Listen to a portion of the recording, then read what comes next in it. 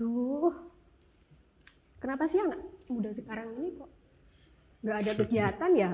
Ini kamu datang-datang masuk di ngopi, wajahmu udah nggak enak dipandang, nggak sedap dilihat, marah-marah. Ada apa? Kok ngomongin anak muda? Kamu kan masih muda juga. Iya, sebenarnya seumuran, tapi kok lihat anak-anak muda sekarang ini kayak nggak ada kegiatan. Masa? Iya. Sekarang kan mereka rajin di medsos. Foto, nggak story, bilang aku lagi sibuk, kan gitu storynya. Enggak. Ini maksudnya apa? Maksudnya apa ini?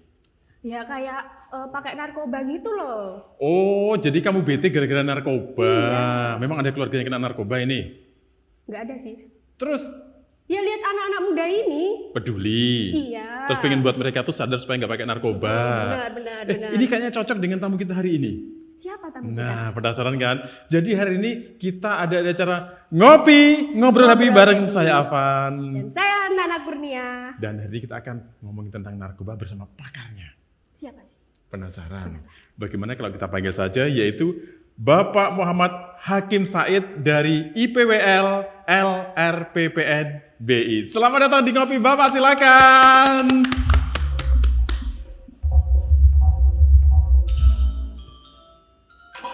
Lagi OTW dia. Selamat datang di Ngopi. Silakan duduk Bapak. Nih. Alhamdulillah, amin. Jadi kalau kamu marah-marah ke anak muda itu nggak cocok. Jadi yang cocok apa? Marahnya ke dia saja. Siapa gitu? Ya siapa dia? Kan ada di situ. Dibaca dong. Dia lagi gabut ini Pak. Masalahnya dia ini sekarang itu lagi ngerasa bete Pak ya. Ngerasa nggak nyaman gitu dengan anak-anak muda sekarang. Kayaknya itu banyak berhubungan dengan narkoba gitu loh Pak. Nah ini Bapak. Oh, tadi nggak mau dipanggil Bapak, Bung aja. Bung. Lebih enak dipanggil Bung Hakim. Hakim. Kita kenal lebih dulu ya dengan Bung Hakim Said ini. Siapa sih Anda? Apa sih yang jenengan lakukan? Kita kenalan dulu Pak. Oke. Jadi nama asli saya adalah Muhammad Hakim Said, sarjana hukum. Saya dulu pernah kuliah di Fakultas Pendidikan Olahraga Kesehatan PGRI. Sempat juga jadi guru, kemudian aktif di jurnalis harian Pagi Mimo, kemudian ambil S1 hukum, sampai akhir saya mengambil pendidikan khusus profesi advokat di UNED tahun 2006. Nah, itu sekilas tentang latar belakang saya. Kayaknya ngomongin tentang guru apa olahraga ya Pak ya? Ya. Olahraga ya? Iya. Ini kan aneh sebenarnya ya. Nggak nyambung kan ya? Nggak nyambung. Kok bisa nyambung? Gimana ceritanya itu? Justru ini bagian dari kompetensi olahraga itu karena menyambungkannya dengan ciri-ciri pemakai narkoba. Sebentar Pak. Kok olahraga Ya. dengan ciri-ciri pakai narkoba gimana maksudnya Ya. sih? Jadi ciri-ciri pemakai narkoba itu ada yang satu pertama bohong, kemudian bengong, kemudian yang ketiga nyolong. Endingnya itu nyolong. Itu ciri-ciri pemakai narkoba. Ya, Jangan-jangan kamu pakai juga ini. Dia ini sering bengong loh Pak. ya, Itu ceritanya mirip dia nggak sih Pak? gitu ya. Kira-kira memang suka bohong? Enggak dong, Bang. Oh enggak, aman. Aman Pak ya? Satu kriteria sudah selesai. Sudah selesai. Nah, bengongnya enggak tahu saya. Nah ya ini, tadi dia datang sini udah bengong Pak. Udah bengong, bingung mikir gitu kan. Jangan-jangan dia lagi kena masalah narkoba, ternyata enggak katanya Pak. Dia bersih gitu. Nah, tapi kalau dulunya ke olahraga kemudian terjun ke apa yang sekarang digeluti Pak ya, itu prosesnya berapa lama sih Pak? Atau sejak tahun berapa itu diterjuni? Jadi institusi penerima wajib lapor Lembaga Rehabilitasi Pencegahan Penyalahgunaan Narkotika di Banyuwangi ini dulu berdiri tahun 2016. Namun menerima SK IPWL itu sejak tahun 2018 dari Kemensos RI. Nah, sejak itu kemudian kita bergerak bersama tim kawan-kawan yang ada di lembaga ini memberikan satu pendampingan dan kemudian juga menampung kawan-kawan para pemakai pecandu untuk direhabilitasi di panti kami yang ada di Jalan Kepiting nomor 89 Banyuwangi itu. Oh, di Itu. situ. Tahu nggak teman? Nggak tahu dong. Kamu yang tahu apa sih? Ini nggak banyak. Sekali tahu. tempo nanti harus datang ke sana. Direhabilitasi dia. Bukan Siapa? melihat para residen, Heeh. anak-anak para pecandu pemakai yang menjalani proses rehabilitasi. Itu Yang di sana itu anak-anak muda juga banyak, Pak? banyak. Jadi memang rata-rata mereka yang masuk di panti rehabilitasi pecandu pemakai itu dominan anak-anak muda. Itu Iya. ada beberapa bagian memang orang-orang tua, gitu, seperti itu. Karena ngomong jujur ya, sekarang ini narkoba itu sudah menyelimuti seluruh lapisan masyarakat, terutama kelompok pelajar, mahasiswa, dan umum, terutama kelompok pelajar sekarang. Karena ada semacam kata-kata yang jadi sekarang di tren, bahwa anak muda itu karena kalau tidak ngepil, jadi tidak keren begitu. Tidak keren Seperti ya. itu, iya. Stres. Itu. Kok bisa ya? Ini tapi kalau gini Pak ya, sebelum ke sekarang ini ya ke narkoba ya, sebelumnya Bapak pernah punya kegiatan lain nggak sih yang ditekuni gitu? Ya, jadi begini. Saya ini latar belakangnya jurnalis harian pagi Memo Jawa Post Group. Nah, kemudian pada tahun 2012 saya dilantik oleh Kapolres waktu itu AKBP Nanang Mas Budi, sekarang yang berdinas di Mabes Polri di Irwasum itu sebagai kepala polisi desa di Polres Banyuwangi. Nah, disingkat dengan Poldes. Gitu. Jadi ada proses Pak ya. Ini kalau Ya. dilihat dari beberapa kegiatan, tadi dari jurnalis lah ya. Betul. Jurnalis, kemudian ke Poldes juga. Betul. Sekarang lebih ke apa ini institusi penerima wajib lapor Betul. narkoba ini ya. Dari tiga ini Pak, dari tiga ini yang paling menantang itu yang mana? Yang pasti saat ini saya full total itu saya menggeluti dunia anti narkoba. Karena memang banyak sisi tariknya ya. Dan tantangannya. Jujur, dari Kabupaten Banyuwangi ini, dari 25 kecamatan ini ada 2 kecamatan yang dinyatakan zona hitam. Yaitu Kecamatan Monjar, kemudian juga Kecamatan Gendeng. Ini. Presiden kita pada tahun 2015 sudah menetapkan negara Republik Indonesia ini sebagai negara yang darurat narkoba. Nah, bagi saya selaku penggiat anti narkoba, sekarang ini bukan lagi darurat, tapi sudah menjadi bencana soal narkoba ini. Kita bayangkan kalau sudah terjerat narkoba sebagai pemakai pecandu, itu kalau sudah sakau dan sebagainya, ini putus sarafnya, ya tidak sadar seperti yang dialami para presiden yang masuk di panti rehabilitasi kita, itu sampai istilahnya, mohon maaf, ini kepalanya bisa dibentur-benturkan ke dinding, bahkan mohon maaf, kotoran sendiri itu sampai bisa dimakan lagi seperti itu. Sampai segitunya Pak Iya. ya? Tapi sebentar, tadi Mengerikan itu. kayaknya ada namanya muncar ya Pak? Betul, ya. Muncar. Dia kalau Muncar. dengan muncar gitu agak sakit hati dia Pak. Moncar, Oh, Serono. Kirain muncar. lintas ini. Jadi perlintasan ini Iya, justru perlintasan. rawan, lebih rawan karena pintu masuknya. Iya, Pak. Iya, Gitu. iya. Ya, Sampai segitunya Pak ya. Tapi kalau sejauh ini Pak ya, kalau dari media kemudian Poldes, tadi Poldes ya, ya, itu polisi desa ya, itu memang Ya. sebelumnya ada hubungannya juga dengan narkoba itu. ya, ada juga. Karena memang selama ini kita mengikuti rilis-rilis pemberitaan-pemberitaan dari Satres Narkoba yang ada di Polres hingga Polresta Banyuwangi saat itu. Dan ini menjadi embrio ketertarikan saya salah satunya sehingga akhirnya kita bergabung dengan lembaga ini yaitu EPWL LRPPNPI Banyuwangi itu. Oh gitu. Ceritanya seperti itu.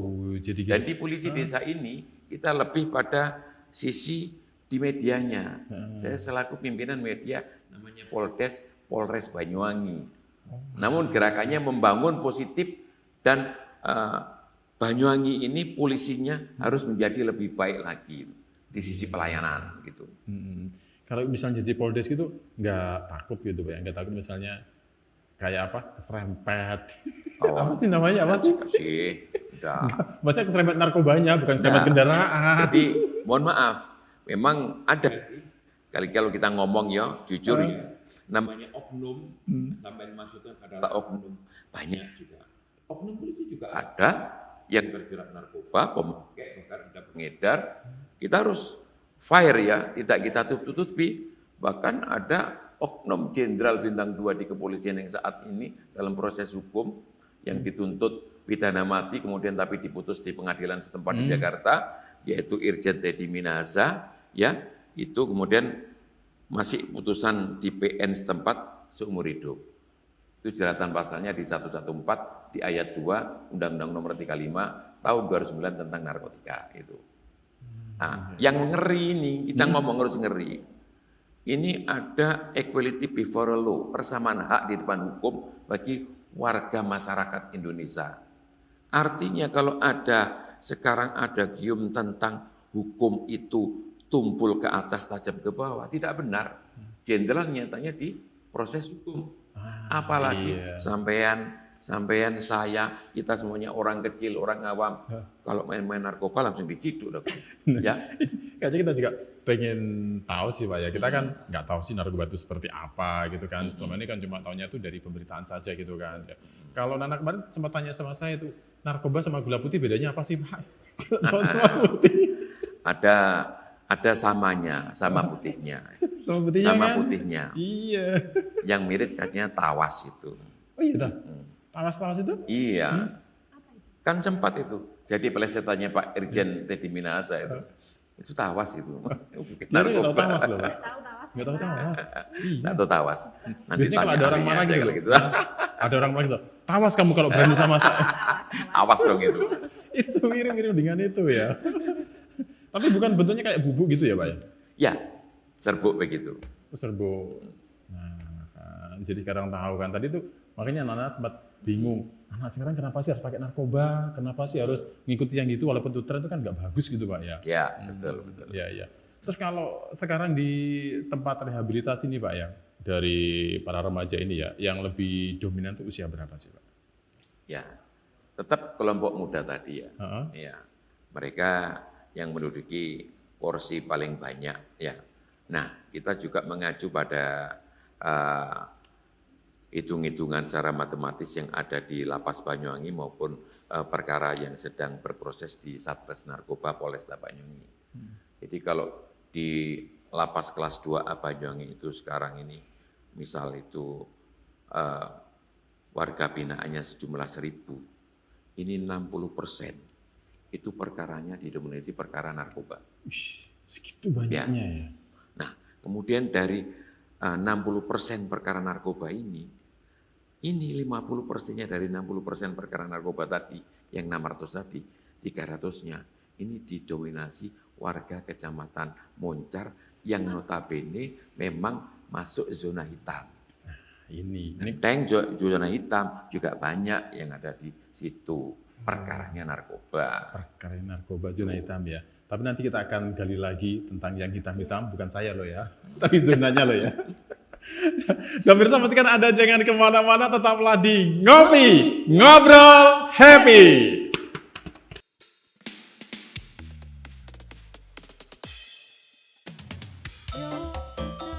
Ngopi-ngopi, ngobrol happy di MTV. Yuk kita ngopi-ngopi, ngobrol happy di MTV.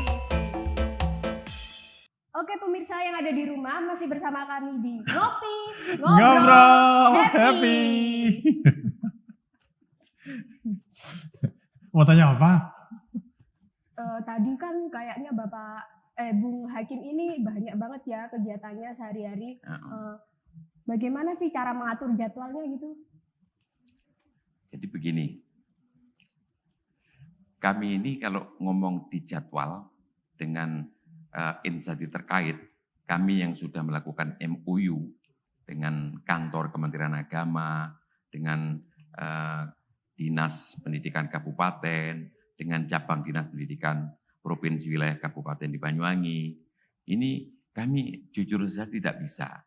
Sehingga kami membuat jadwal secara tentatif yang kami sondingkan manakala misalkan kami mau turun melakukan sosialisasi dan edukasi tentang bahaya narkoba, itu kami komunikasi dengan kepala sekolah atau kepala madrasah setempat yang kita tembuskan kepada kepala dinas kalau itu kelompok SMP atau SD, dengan kepala kantor Kementerian Agama kalau di wilayah madrasah, dengan kepala cabang dinas kalau di kelompok wilayah SMA dan SMK begitu.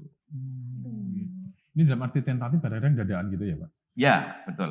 Terus kalau nyiapin materinya gimana tuh kalau dadaan? Kita sudah siap di luar kepala soal materi itu. Karena menjadi keseharian, kemudian kami juga tidak pernah lelah, tidak kenal menyerah. Karena apa? Itu bagian dari hobi kita. Oh ini, Nah, ini. ternyata kuncinya di sini. Kalau coba sampean kalau punya posisi pekerjaan atau profesi dan itu menjadi hobi, mana bisa lelah, mana bisa mau menyerah. Eman kan? Iya. Nah, itu hebatnya di situ kita. Karena seiring dengan hobi. Ya, itu. Iya. Kalau tadi kan sempat nyebutin sekolah ya. Iya. Sekolah itu dalam arti untuk sosialisasi nih Pak ya. Betul. Itu ada sekolah tingkat tertentu atau bisa meliputi semua segmen sekolah? Jadi semua segmen sekolah, semua itu mulai dari SD, kemudian dari MI, SMP, Sanawiyah, SMA, SMK, baik negeri maupun swasta yang ada di Kabupaten Banyuwangi. Seperti itu. Tapi kan kalau aku nggak ngebayangin ya kalau SMP, SMA mungkin ngerti Pak ya. Tapi kalau untuk anak-anak SD gitu nggak ada kesulitan atau mereka bisa memahami nggak sih dengan materi yang diberikan? Nah, ini bedanya kalau kita melakukan sosialisasi edukasi dengan anak-anak SD atau MI. Kita bermain dengan gambar-gambar seperti itu caranya ya. Ini yang menarik bagi mereka dan mereka bisa mengerti. Nah, ini gambar apa misalkan? Ini Mbak Cantik misalkan akan bisa menyebutkan. Ya, ini Mas ganteng enggak ini Masnya ini? Enggak. Enggak ganteng ya. Nanti Dia nggak jawabannya pernah bilang Mas ganteng. gak ganteng dong kalau Iya. gitu. Ternyata gitu ya. Ya, jadi ada strategi pola yang kita mainkan. Ya. Gitu.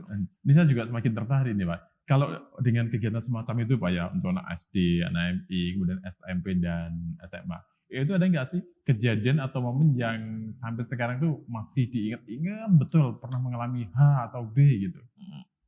Jadi jujur ya, kita setiap melakukan sosialisasi dan edukasi tentang bahaya narkoba itu, kita di akhir kemudian sosialisasi tadi, jadi ada semacam latihan asesmen gitu. Setelah kita sampaikan semuanya materi, dari bab 1, bab 2, bab 3, karena satu tim kita ini ada 3 bab istilahnya seperti itu. Aspek yuridiksi, aspek hukumnya itu, tentang jeratan pasal ancaman hukumannya, kemudian tentang bahaya narkoba, kemudian terakhir adalah rehabilitasi narkoba. Jadi kenapa harus terakhir? Karena endingnya rehabilitasi ini, bahwa pecandu pemakai itu adalah korban yang wajib direhabilitasi, disebutkan di dalam pasal 54 Undang-Undang Nomor 35 Tahun 2009 tentang narkotika. Artinya memakai pecandu itu tidak boleh dihukum, tidak ada kalimat di penjara, tidak ada. Nah, terus? Wajib menjalani rehabilitasi. Nah, proses rehabilitasi ini ada 2 macam. Satu, rehabilitasi secara mandiri, mengajukan melalui keluarganya atau diri sendiri karena merasa ingin sembuh dari jerat narkoba, langsung ke panti rehabilitasi. Kalau proses rehabilitasi yang kedua itu adalah rujukan. Setelah melalui proses hukum, mereka kemudian diputus oleh majelis hakim, masuk panti rehabilitasi hukumannya, bukan masuk lapas untuk dipenjara di sana. Di situ. Jadi ini kayaknya perlu merubah mindset seseorang, Pak. Ya. Kan tak taunya tuh Betul. kan banyak ya antara rehabilitasi kemudian dengan apa itu masuk penjara ya. Ya, di Kalau lapas masalah itu. narkoba itu kan banyak juga sih yang belum tahu ya. Betul. Kalau perbedaan misalnya antara rehabilitasi itu apakah juga sama dengan terapi sih, Pak? Nah, rehabilitasi itu kan pemulihan. Kita tidak menyatakan itu bagian dari penyembuhan, tapi memulihkan saja. Lah, ketika pulih seseorang itu, setelah kemudian diwisuda dari panti rehabilitasi, itu kalau di luar, itu masih diawasi oleh tim Kemensos Republik Indonesia, yaitu disebut dokter sosial atau Peksos, pekerja sosial. Itu dilimpahkan kepada Kementerian Sosial. Punya pegawai yang disebut dokter sosial atau Peksos itu. Dipantau selama 2 tahun itu di lapangan, di rumahnya. Nah, biasanya mereka itu ketika ketemu dengan komunitas lamanya, Iya. nah ini yang dikhawatirkan, akan kemudian kumat lagi. Ya, jadi ada bad mood begitu. Mantan pecandu itu. Nah, mereka harus dijauhkan dengan komunitas lamanya. Karena kalau ketemu dengan komunitas lamanya, atau bahkan komunitas lamanya nanti, itu akan mencari.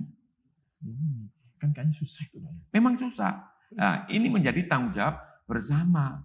Tidak bisa kita lembaga panti rehabilitasi saja, atau polisi Satres Narkoba saja, atau dinas sosial saja. Tidak bisa. Butuh semuanya terlibat untuk bersama-sama melakukan pencegahan dan penyelamatan tentang narkoba ini. Jadi mungkin selama ini kalau orang habis kena narkoba, rehabilitasi kena lagi, mungkin karena itu ya Pak ya? Betul. Saya kok saya baru paham ini Ya, ya, baru paham betul. ternyata seperti itu Pak ya. Apa nggak butuh liburan sih Bapak ini? Tetap butuh. Manusia. Ya, karena saya juga manusia, punya emosi. Iya. Ya, bisa marah tapi lebih sering senyum. Ya, kenapa? Senyum itu bagian dari iman, dapat pahala dong kita ya. Nah, kalau kita liburan refresh ya kawan-kawan saya ajak ngopi di pegunungan, ada kafe kopi yang menarik di Gombeng Sari, atau di Gantasan, atau di Paltudi Ngawaijen. Oh, enak kalau Ngopi di sana, dong Pak. di sana. Hmm. Ya, Saya sering Pak, gitu ya. sering denger tok. Enggak pernah. Cuma sering denger Nah, kopi enak di kebetulan sana saya kan gitu. basicnya juga pecinta alam, sehingga Gitu. lebih suka tempat-tempat yang sejuk seperti gunung-gunung begitu. Kalau dalam waktu dekat acara liburan kemana Pak? Insya Allah kita nanti mengagendakan dengan pecinta alam Gaek, Hah? akhir Juli nanti kita reunian naik ke Gunung Raung lagi. Begitu ya. Saya daftar ya Pak. Boleh kalau kuat ya. Saya Sama juga, saya Nana. juga. Ya, boleh. Belum, dia enggak boleh Pak. Eh, Dia kan belum gaek Pak. oh, belum cukup umur dah? Belum. Oh lah Dia ini masih tidak boleh. kurang dari nanti. 16 tahun tuh Pak. Jadi belum boleh ya. Oh jadi kalau ini Pak ya, yang namanya liburan, kemudian pekerjaan Pak ya, ini mengatur jadwalnya itu apakah juga seperti tadi tentatif Ya. ataukah mengatur jadwal tertentu? Betul, tentatif. Iya, iya. Jadi memang sudah menjadi satu kebiasaan kita bersama kawan-kawan penggiat karena saking banyaknya agenda untuk melakukan sosialisasi atau itu seminar atau workshop semacam itu dengan lembaga-lembaga penggiat yang lainnya seperti itu. Iya, iya. Ternyata itu caranya ya. Nana itu bingung Pak mau ngetrik antara liburan dan kerja itu bingung ngatur waktunya. Kemudian bingung ngatur duitnya. Nah, Perjalanannya. kalau soal duit ini kan goib itu. Oh gitu Pak. Tuhan, Oh gitu. rezekinya dari Tuhan. Jadi Gak usah dari- khawatir. Aman itu kalau itu. Iya iya iya. Pak, kalau dari kegiatannya ini kayaknya bukan Pak Sibung ya. Bung Hakim kan banyak kegiatan gitu. Saya ngebayangin kan pasti punya rasa jenuh ya. Biasanya tuh di titik apa sih Pak punya rasa jenuh itu? Ya, memang pada saat-saat tertentu kita punya sih rasa jenuh itu. Ya, biasanya jujur saja, ya kita off juga kegiatan, kepengen nyantai di tempat kita sendiri, karena kita juga punya base camp rumah kebangsaan yang sudah ditetapkan oleh Bakes Bangpol Kabupaten Banyuwangi. Di situ tempat mengumpulnya lintas sektoral, kita diskusi, dialog, untuk membangun Banyuwangi itu kepentingannya. Sepertinya ini sudah menjadi kebiasaan juga diskusi ini, ya Iya, sampai malam hari bisa sampai dini hari, Wih. misalnya seperti itu. Itu Pak ya. Iya, Ternyata sampai segitunya. Berarti dalam dalam kegiatan atau dalam hal ketika relax itu juga ada yang dibahas ya Pak. betul. Jadi itu biasanya kalau kita udah kerjakan sesuatu tentang hobi kita nggak bosan kan. Tentatif bisa menyesuaikan antara pekerjaan dan juga liburan. Tetap harus. Tetap itu Pak ya. Tapi kalau menyiasati itu semua Pak, ada trik khusus nggak sih Pak? Atau sesuatu yang khusus untuk Bung Hakim melakukan misalnya quality time untuk diri sendiri tanpa dilibatkan orang lain? Ada Ya, tidak juga. kita sama, artinya kita sewaktu-waktu juga bisa untuk mengikuti satu agenda itu. Bagaimana mensiasati waktu, hanya harus jam sekian, nanti kita susun jamnya ini, jam sekian, ya semuanya tetap bisa kita penuhi, seperti itu aja. Toh masih lingkupnya Kabupaten Banyuwangi, Iya. tidak sampai keluar Banyuwangi. Dan kebetulan ini Banyuwangi ini menjadi kebanggaan kita ya, bahwa di Tapal Kuda, wilayah Tapal Kuda, mulai dari Jember, Bondowoso, Situbondo, Banyuwangi ini, yang ada panti rehabilitasi itu satu-satunya di Kabupaten Banyuwangi. Gitu. Yang di bukan sih kalau Legend ya, bukan ya? Di mana Ada. itu, Pak? Yang ada hanya di Banyuwangi. Di daerah mana itu, Pak? Di Jalan Kepiting itu nomor aja? 89 Banyuwangi. Cuma di situ ya. Ya, jadi panti rehabilitasi yang sudah ber-IPWL. Gitu. Kan sekarang jadi tambah lagi kan pengetahuannya ya. Kita ketemu dengan Bung Hakim, jadi banyak yang kita ketahui. Kemudian kita kan juga pengen tahu ya, orang-orang yang rawan atau mudah terkena atau terpengaruh dengan narkoba. Tapi sebentar dulu, nanti kita tanya selepas jadi pada ya. Baik pemirsa, jangan kemana-mana, tetap bersama kami dalam Ngopi Ngobrol Happy. Yo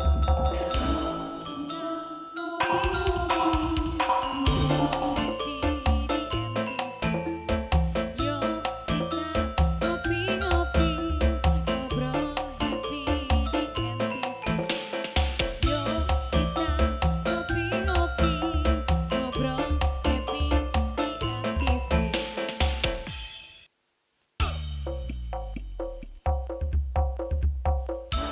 Kita ngopi-ngopi ngobrol happy di MTV. Yo kita ngopi-ngopi ngobrol happy di MTV. Yo kita ngopi-ngopi ngobrol happy di MTV. Anda masih bersama kami dalam Ngopi Ngobrol Happy. Dan kita masih bersama Bung Hakim. Kayaknya ini gak afdol ya kalau kita punya satu orang yang luar biasa tanpa ada kesaksian dari orang yang luar biasa juga. Siapa dia? Kita panggil Nana. Terus siapa? Ada. Pasti gak tahu namanya. Pasti dia lupa ya. Kita panggil inilah Mas NS Rudi Purwantoro. Silakan masuk. Ya, ayo Mas. Ini kan juga malu ya. Selamat datang di Ngopi. Selamat datang. Silakan bro. Iya, ini nggak usah digeser Pak, ada sendiri Pak. Yaudah, tadi kamu selamat datangnya gimana tadi? Mel aja. Selamat datang. Iya, nah ini kayaknya sepaket kalau sudah berdua gini ya. Iya, ini memang paket lengkap, paket komplit atau paket-paketan nih. Ya, gimana Mas Rudi tentang Bung Hakim ini? Aduh, kalau kita ngomongkan Pak Hakim secara saya pribadi nih, Pak Hakim ini mohon izin ya. Iya. Jujur, meskipun kita itu nggak ada hubungan darah ya, saya kenal dengan Pak Hakim nih. Ada hubungan gelap. Tidak, ya. Awalnya ini terkait dengan penggiat anti narkoba awalnya. Sampai sini saya ini merasa nyaman. Sampai beliau ini saya anggap sebagai kayak orang tua saya itu loh, kayak bapak saya. Ya karena apa? Kok bisa Pak Hakim ini seperti gini loh, sampai kayak orang nomor 1 di Banyuwangi. Bahkan mohon izin, Bupati sama Ketua DPR ini mohon izin ya. Kayaknya lebih terkenal Pak Hakim nih. Iya lah ya. Syarat untuk bisa dekat itu apa saja sih Mas? Untuk bisa menjadi mungkin butuh aspri atau apa gitu? Wah kurang paham saya itu. Pokoknya luar biasa. Yang saya ingat dari Pak Hakim ini terkait dengan ini. Beliau ini selalu mengeluarkan pokoknya kalau ada permasalahan apapun selesaikan. Kalau biasanya selesaikan dengan diskusi atau musyawarah atau apa. Pak Hakim enggak. Cukup 3 ko bilangnya gitu loh. Apa itu? Komunikasi, koordinasi dan kolaborasi. Oh, Gitu. 3 ko ya. Iya. Tapi kan ko itu KO gitu. Iya. Tahu karena ya 3Ko itu apa ya?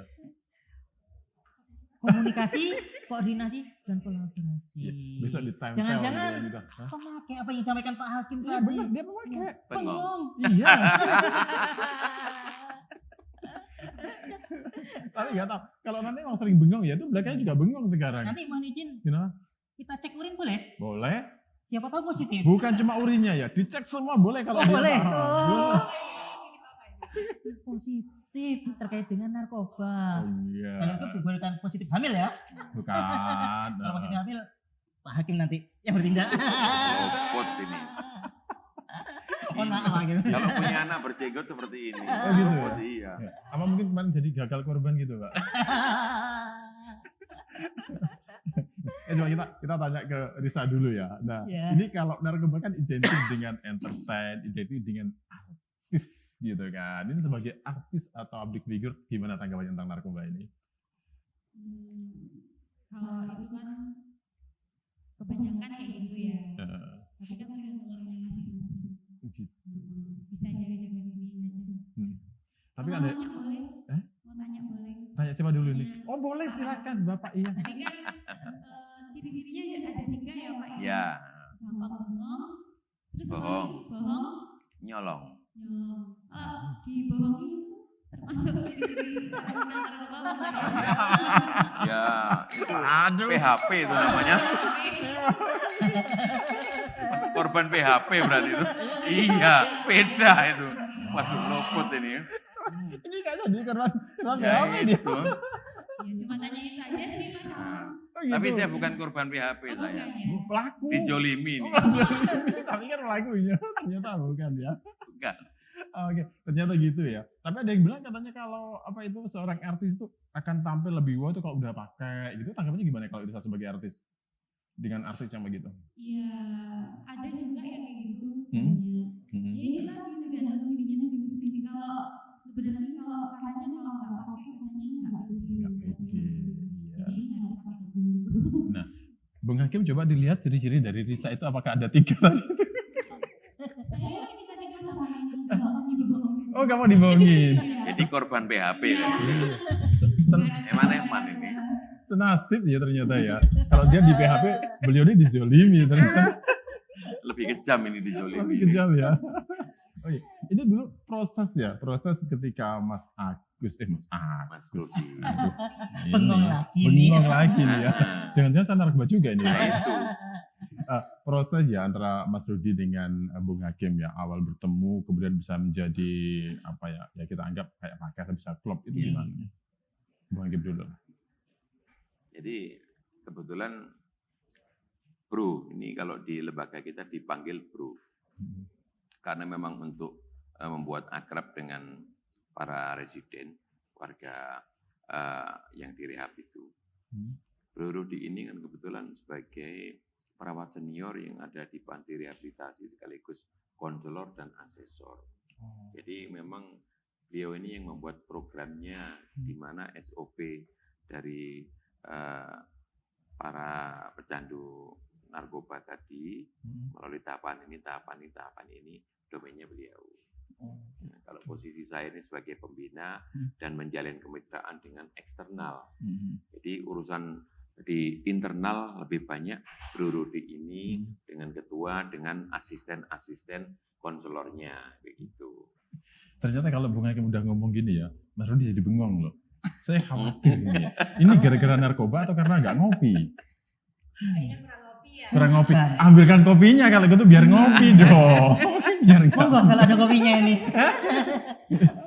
Ini sedikit bocoran ya. Gini. Ini kopi yang akan kita suguhkan nih. Sebenarnya Bung Hakim bawa sendiri. Oh gitu. Iya. Luar Sebenarnya bawa biasa. sendiri. Tuh kan.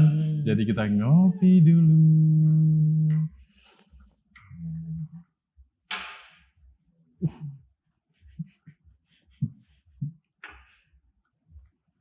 Iya. Kopi bukan digunting, tapi kopi digiling.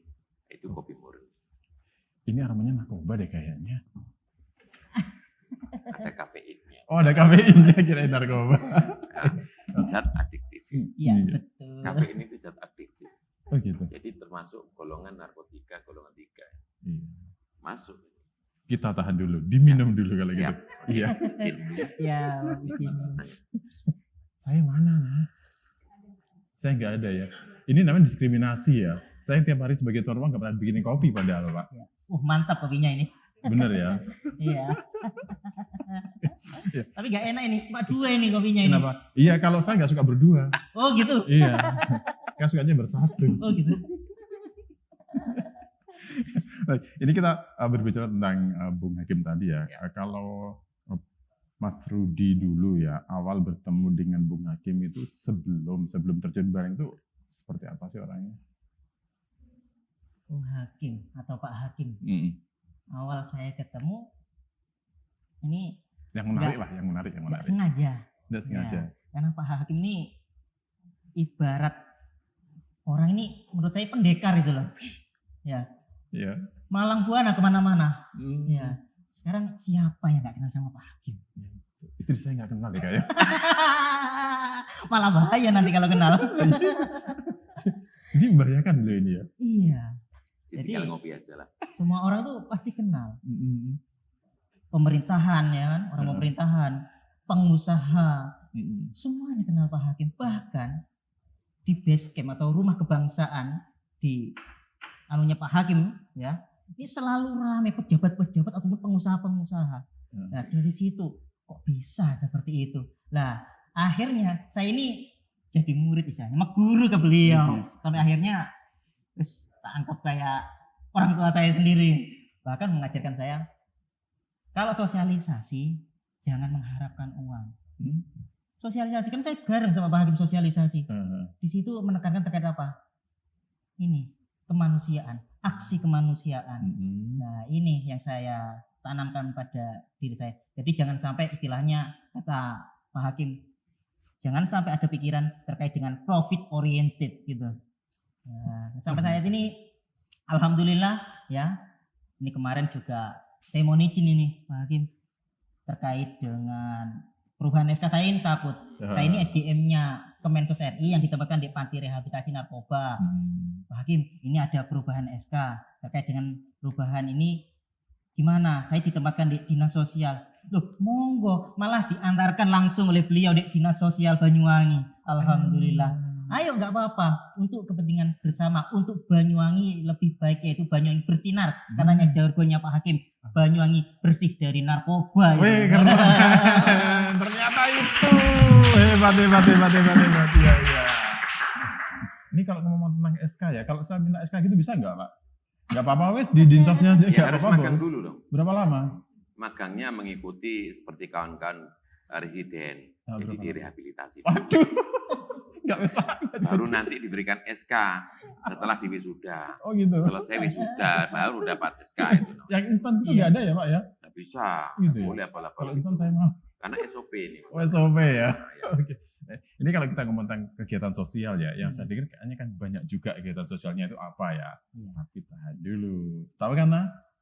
Kita akan kembali setelah pesan-pesan berikut ini, tetaplah di Ngopi, Ngobrol, Happy.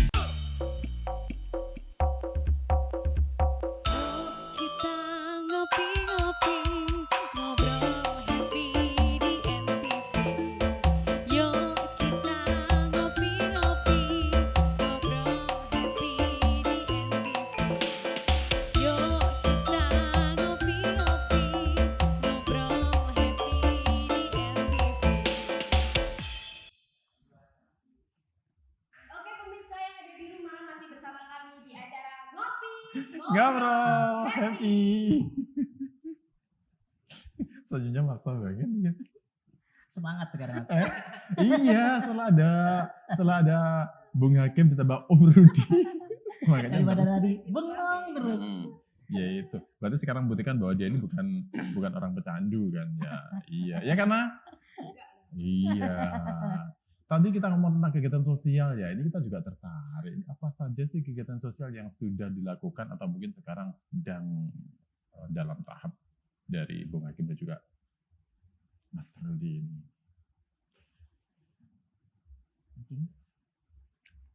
Jadi begini sebenarnya, kalau kami melakukan aksi sosialisasi, edukasi ke wilayah lembaga pendidikan maupun di masyarakat di desa-desa atau di instansi-institusi, itu bagian dari kegiatan relawan kemanusiaan yang kami lakukan. Dan ada kegiatan-kegiatan sosial lainnya yang kami lakukan itu dalam bentuk yang biasa itu adalah bakti sosial atau baksos pengobatan gratis. Ini biasanya kami lakukan bersama-sama dengan stakeholder yang ada di wilayah Kabupaten Banyuwangi, misalkan bersama Lapas kelas 2A Banyuwangi, kita masuk ke sana.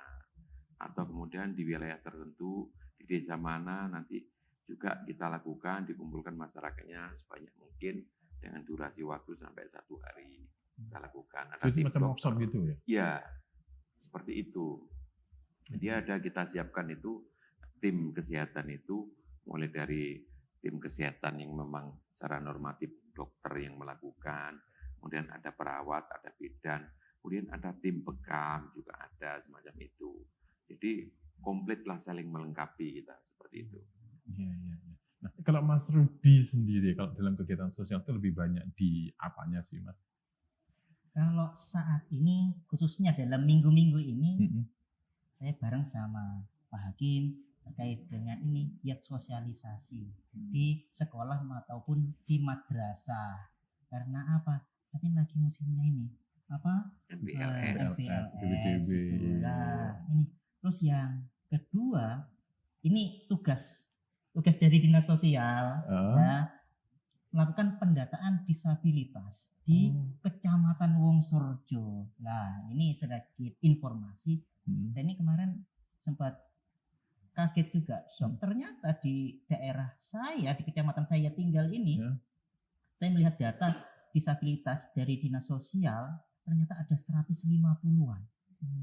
Nah, saya cross check bersama teman-teman PSM yang ada di desa, ini coba ternyata ada peningkatan. Ini nanti ataupun besok saya ingin tahu.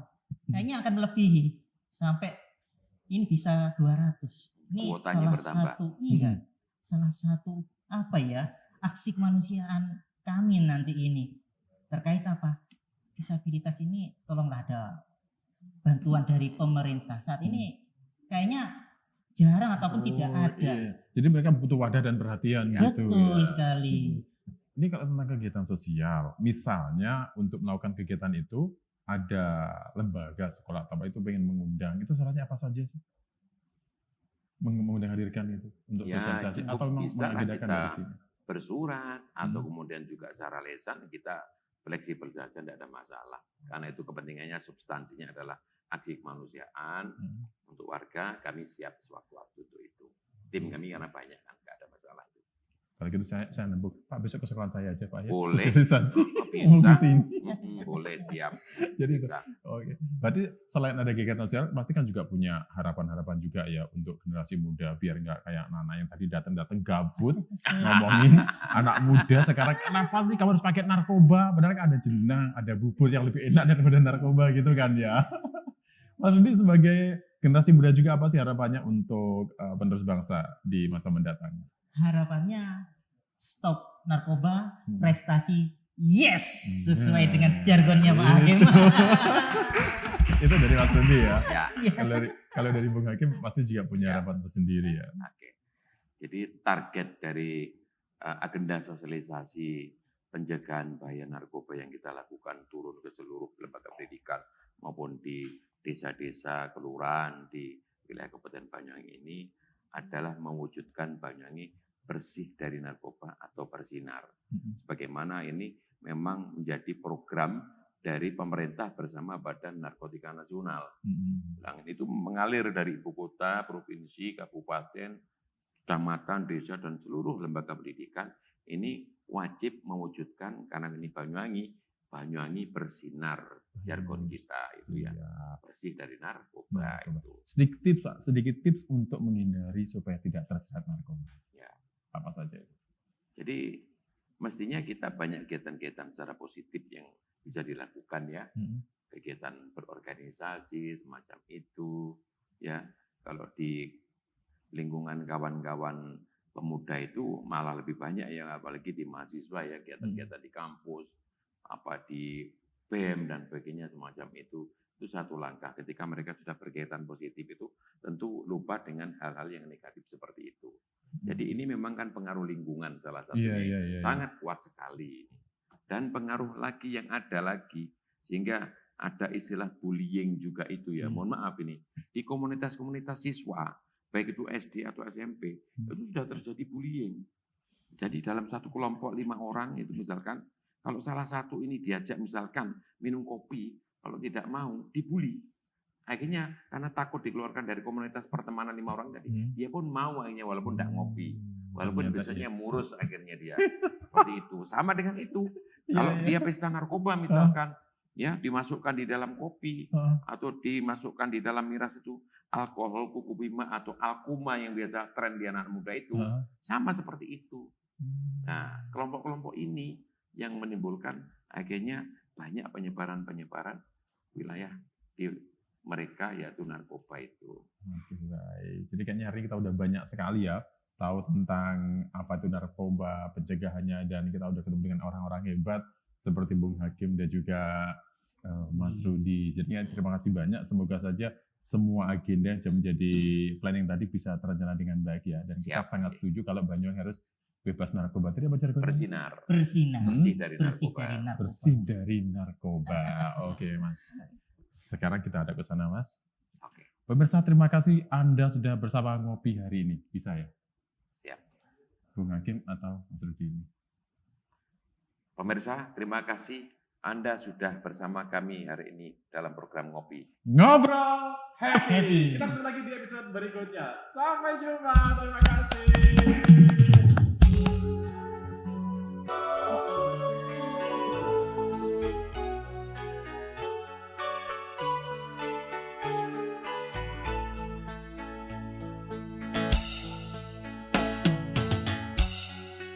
Separuh nafasku